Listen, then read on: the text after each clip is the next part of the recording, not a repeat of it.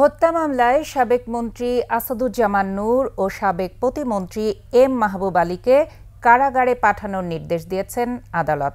ঢাকা মহানগর হাকিম মোহাম্মদ মোশাররফ হোসেন সোমবার এই আদেশ দেন। বিস্তারিত জানাচ্ছেন সুমাইয়া খান। কোটা সংস্কার আন্দোলনে রাজধানীর মিরপুরে হোটেল কর্মচারী সিয়াম সর্দার হত্যা মামলায় গ্রেপ্তার সাবেক মন্ত্রী আসাদুজ্জামান নূর ও সাবেক প্রতিমন্ত্রী এম মাহবুব আলীকে সোমবার আদালতে হাজির করা হয়।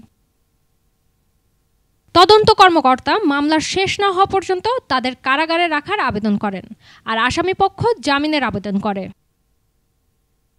শুনানি শেষে আদালত আসাদুজ্জামান নূর ও এম মাহবুব আলীকে কারাগারে পাঠানোর আদেশ দেন। এই হত্যা সঙ্গে এবং অপরাধমূলক ষড়যন্ত্রের সঙ্গে এই আসাদুজ্জামান নূরের সহযোগিতা এবং সংশ্লিষ্টতা পাওয়ার কারণে তাকে প্রাথমিক জিজ্ঞাসাবাদ করে বিজ্ঞ আদালতে উপস্থাপন করা হয়। তদন্তকারী কর্মকর্তা প্রাথমিক তদন্তে এই মাহবুব আলীর ওই হত্যার সঙ্গে সংশ্লিষ্টতা এবং তার যোগসাজশ পায়, যার জন্য তাকে তার বিরুদ্ধেও আজকে এই আদালতে উপস্থাপন করে তাকে জেল খেতে পাঠানোর জন্য নিবেদন করে। এই মামলাগুলির সাথে তাদের কোনো সম্পৃক্ততা নেই, কোনো জড়িত নেই এবং সুনির্দিষ্ট কোনো অভিযোগ নেই।